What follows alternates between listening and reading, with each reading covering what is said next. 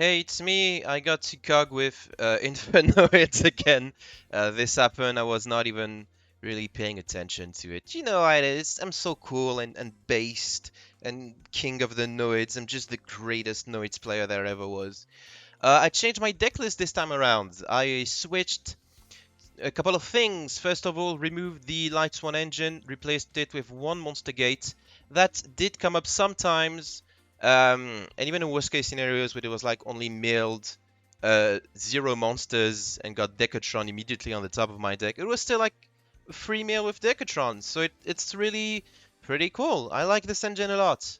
Well, it's an engine, it's one card. I like this card a lot. Switch skills to the Tie That Binds because I felt like I needed the extra punch to beat over shit like Photon Lord in defense. If you have two monsters on the field, one of them being Deviati or Onanku, you can beat over a Photon Lord. If you only have the Onanku, you can beat it with only one monster, which did not come up at all. But I was glad that I took the Tie That Binds anyway.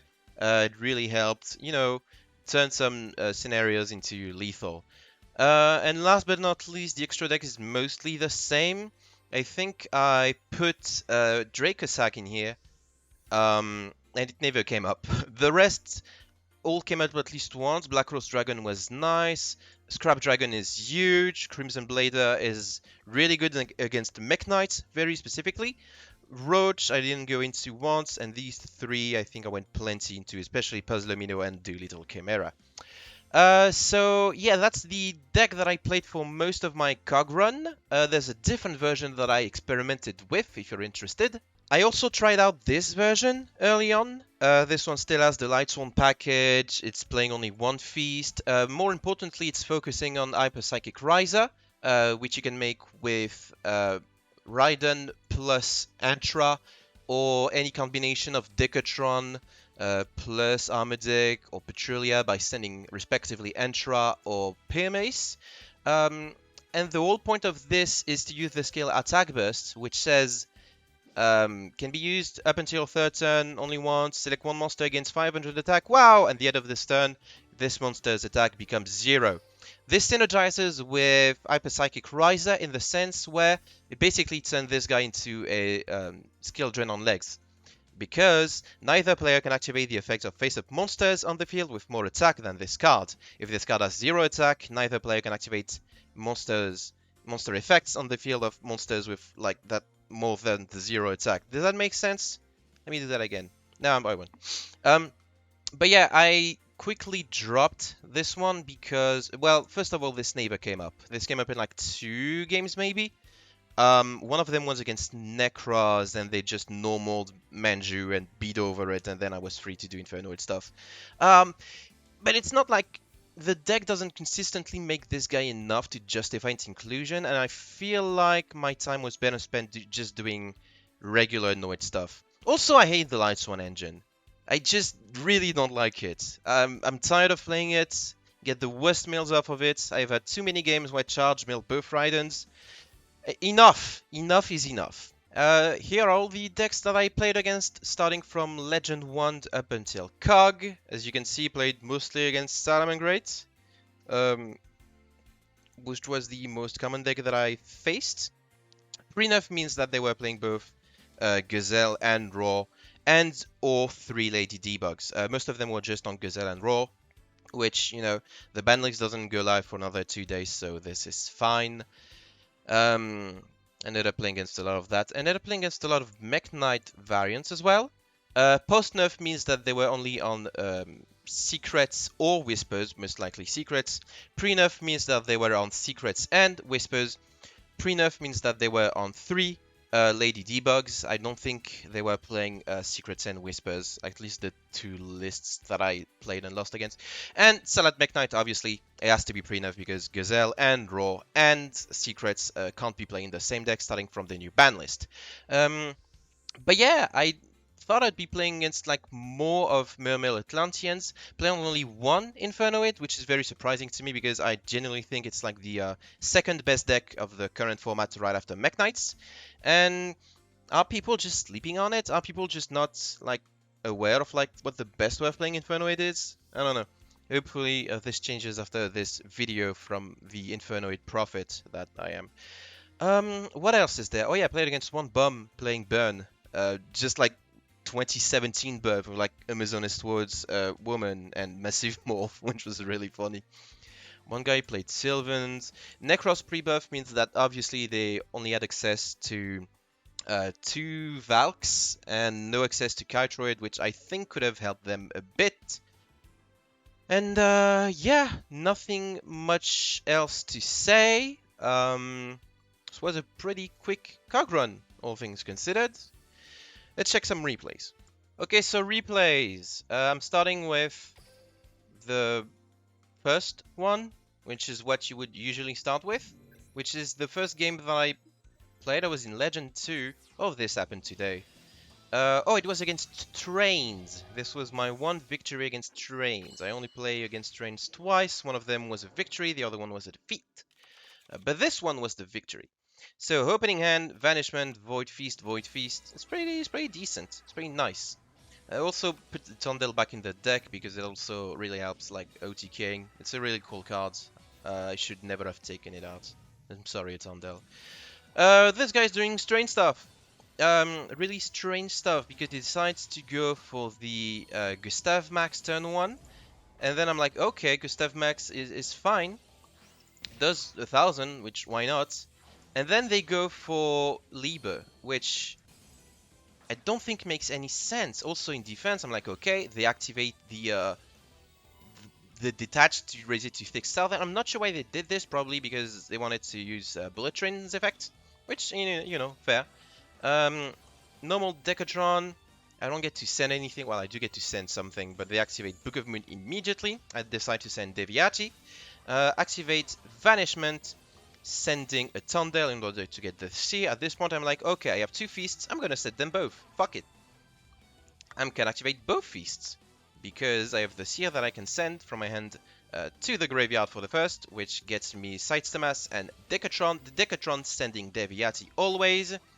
They summon Ruffian Relcard, they're too afraid to activate monster effects, they attack, and then they forget about the Void Vanishment second effect, which says, if an Infernoid monster battles an opponent's monster, after damage calc, you can send this card to a graveyard to banish both of these monsters. Which, you know, I lose a 500 attack guy, they lose a multi-attacker 6000 attack guy, which, you know, it's very cool. This also means that I turned off my second Void Feast, unfortunately. Fortunately, I drew the enough material to get back Sidestamas, to get back my Atondel. Sidestamas is going to punch, and then Atondel is going to be able to attack twice thanks to its effect, which is, you know, it's just lethal. It's just lethal. So yeah, I'm not sure what the Trains player was thinking. I guess they didn't want to build a board that I could easily beat over, but yeah, I mean, it's fine. It's fine. Second replay, Legend 3. This was probably Salamangreat. Every Salamangreat player that I faced was on ties, except for the ones that were on the Soul Burner skill. So not every one of them. But I'm going first. I have the Monster Gate, which is really cool. Void Vanishment, sending Deviati, get the Seer. I'm not going to go for double Void Feast because there's no point in it. Set Seer, set Feast, immediately in draw, activate Feast. This is my favorite thing to do. They chain MST targeting the other back row, it's fine. I get Petrulia, Armadic, and Decatron sending... Oh, we have to resolve Circle first. But guess what I send? Guess. Just, you'll never guess what I send. It is Deviati. You're right. And they do Salamangreat stuff, you know, I'm like, okay, it doesn't really matter what they do. I don't give a shit. Oh, cool, Baelings, that's cool. Baelings, do I chain Decatron? No. Oh, Gazelle? Oh, I think this time I'm gonna chain Decatron. Hoping that they don't have the circle. Maybe it's a mistake to activate Decatron now, but getting rid of the Gazelle, if they're on the Postner version, which none of them were, but if they're on the Postner version, also cuts them from just like a resource loop that is paramount to this deck, which is still good, I'm being told. It's topping tournaments left and right! It's not. Anyway, get rid of the Gazelle, hoping that they don't have Roar in hand already. And they get Sunlight Wolf. They activate Sanctuary. They get Jaguar to shuffle the foul. At this point, I think they fuck up. They activate Sunlight Wolf, and they, they return Bale to the extra deck, and then they're like, wait, I need Bale in my graveyard, so I'm just gonna summon Wolf again. Yes, genius. I am very smart. All because they clicked yes. They peed over my Petrulia, I don't really care. I still have the Armor deck. Armor deck, targets, Bailings, Banish. I get to summon Deviati. Oh no, Tricks, Trap Hole, Nightmare. This is the first time I've seen this card in a while, but it's pretty good. I get to use this here to banish it. I tribute the Petrulia. I get Decatron. Decatron is going to be able to send whatever. I forgot that this was Circle, so I would have sent Petrulia in order to pop it. I sent Armadic instead. Oh wait, it's Mir. Oh no, they get to summon Mir. Oh no. But they're an idiot because they forgot about Deviati tributing itself, although I tribute itself so I can make more plays. Then Decatron is gonna get rid of the Mir. Then I'm gonna banish 3 in order to bring back the Deviati, which is gonna clear the Sanctuary, and then I'm gonna attack with Deviati. This would not have been able to attack anyway this turn. And oh, they lose. They played really weird and bad. And most Salamangreat players are gonna play weird and bad and just click yes. Without reading your cards. Oh, this one chronologically happened before. I decided to save it at the last second because, well, it's against Galaxy. And, you know, Galaxy games, they always go one way. They always go the same. I didn't go second once. Oh, wait, I did go second once against Galaxy. But every game that I went first, I won. Every game that I went second, I didn't. Which is one game. Vanishment, you get the drill. You know how this one ends. I'm not even going to talk about the game. I'm going to talk about what I'm going to do for the rest of the month. Okay, so I still have some Christmas shopping to do. I'm not sure what's the budget that I should be spending on each individual family member. But I do want to like be reasonable because I know like other my siblings can't like spend as much on Christmas gifts as I can, and I don't want to make them feel bad. I don't know if this is something that you can relate to, but I'm trying to be reasonable with what I'm gonna be spending on my family members. I still care for them a lot. Oh, the game's over. But yeah, it's just that's every game against Galaxy goes this way. You banish the Fallen Dragons. Even if they have two, you just banish both of them, they lose. And yeah. Oh, also Decatron can send an Anku to negate like the reborn spells. Who cares? This one is next.